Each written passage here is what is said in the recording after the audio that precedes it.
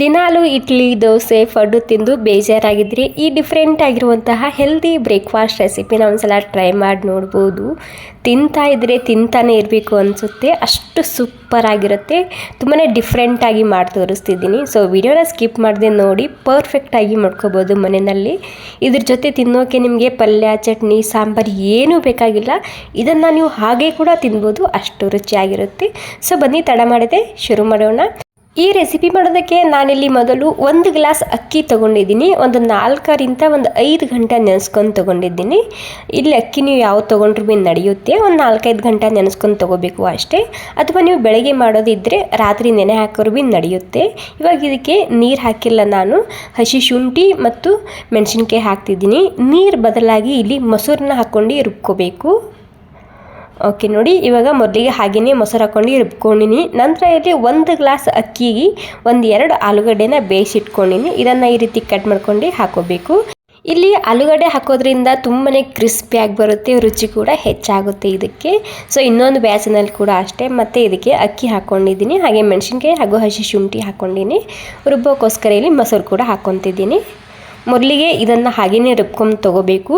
So ಮೊದಲೇ ರುಬ್ಕೊಂಡು ತೊಗೊಂಡಾದ್ಮೇಲೆ ಮತ್ತೆ ಈ ರೀತಿ 1 ಆಲೂಗಡ್ಡೆನ ಸೇರಿಸ್ತಿದ್ದೀನಿ. ಮೀಡಿಯಮ್ ಸೈಜಿಂದು 1-2 ಆಲೂಗಡ್ಡೆ ಆದರೆ ಸಾಕಾಗುತ್ತೆ 1 ಗ್ಲಾಸ್ ಅಕ್ಕಿಗೆ.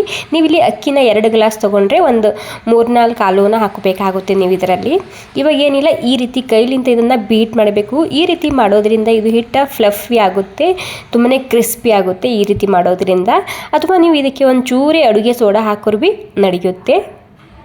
ಓಕೆ ನೋಡಿ, ಫುಲ್ ಇದು ಫ್ಲಫಿ ಆಗಿದೆ. ಇವಾಗ ಕೈಲಿಂದ ನಾನು ಒಂದು 5 ನಿಮಿಷ ಹಾಗೆಯೇ ಮಾಡಿದ್ದ.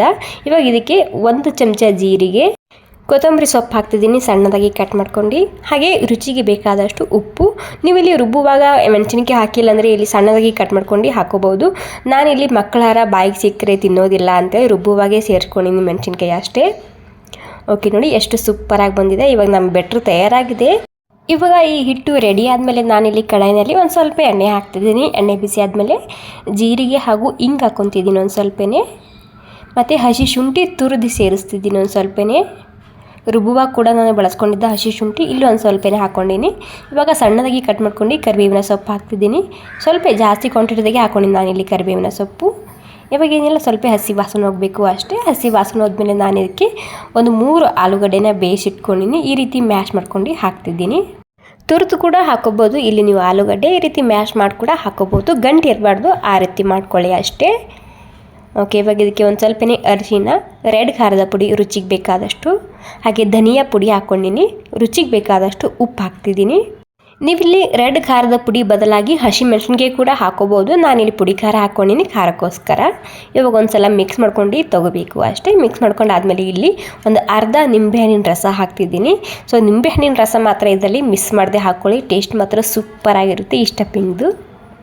ಒಂದು ವೇಳೆ ನಿಂಬೆಹಣ್ಣು ಇಲ್ಲ ಮನೆಯಲ್ಲಿ ಅಂದರೆ ನೀವೇನು ಮಾಡಿ, ಚಾಟ್ ಮಸಾಲ ಇದ್ದರೆ ಅದು ಕೂಡ ಹಾಕ್ಕೊಳ್ಳಿ, ಅದು ಕೂಡ ಟೇಸ್ಟ್ ಇದರಂಗೆ ಇರುತ್ತೆ.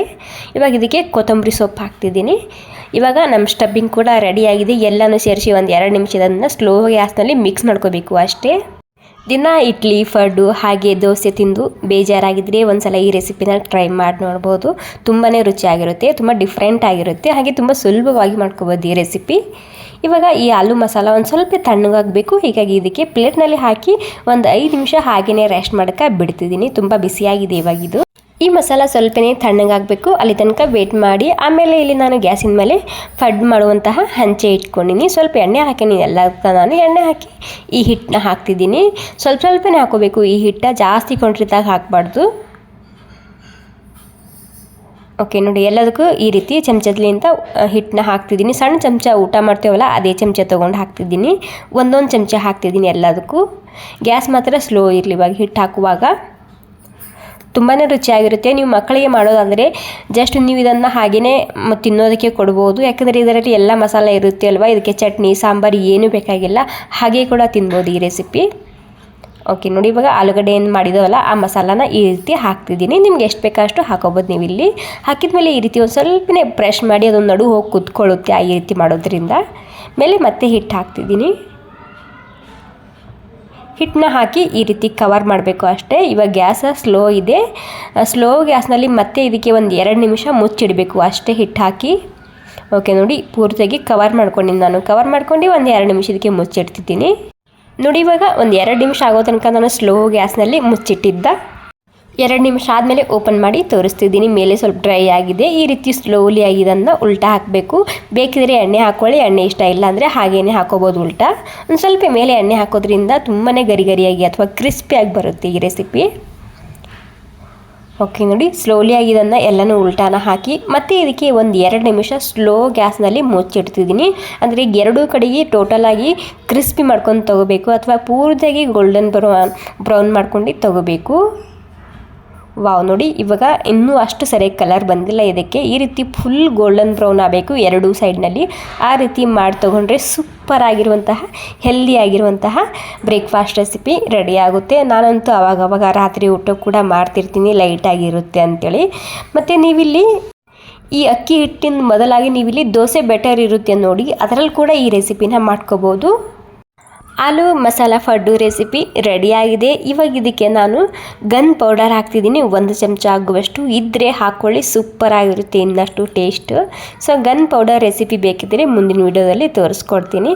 ಸೂಪರ್ ಆಗಿರುವಂತಹ ಹೆಲ್ದಿ ಆಗಿರುವಂತಹ ಆಲೂ ಮಸಾಲ ಪಡ್ಡು ರೆಸಿಪಿ ರೆಡಿಯಾಗಿದೆ. ಇದನ್ನು ನೀವು ಕಾಯಿ ಚಟ್ನಿ ಅಥವಾ ಕೆಂಪು ಚಟ್ನಿ ಅಥವಾ ಸಾಂಬಾರ್ ಜೊತೆಗೆ ತಿನ್ಬೋದು, ಅಥವಾ ಏನೂ ಇಷ್ಟ ಇಲ್ಲ ಅಂದರೆ ನೀವು ಇದನ್ನು ಬಿಸಿ ಬಿಸಿ ಇರುವಾಗ ಹಾಗೆ ಕೂಡ ತಿನ್ಬೋದು. ಮಕ್ಕಳು ಕೂಡ ಹಾಗೇನೆ ತಿಂದು ಖಾಲಿ ಮಾಡ್ತಾರೆ, ಅಷ್ಟು ಸೂಪರ್ ಆಗಿರುತ್ತೆ. ಓಕೆ, ಸ್ವಲ್ಪನಾದರೂ ಇಷ್ಟ ಆಗಿದ್ರೆ ಒಂದು ಲೈಕ್ ಮಾಡಿ. ಥ್ಯಾಂಕ್ ಯು ಸೋ ಮಚ್ ಎಲ್ರಿಗೂ.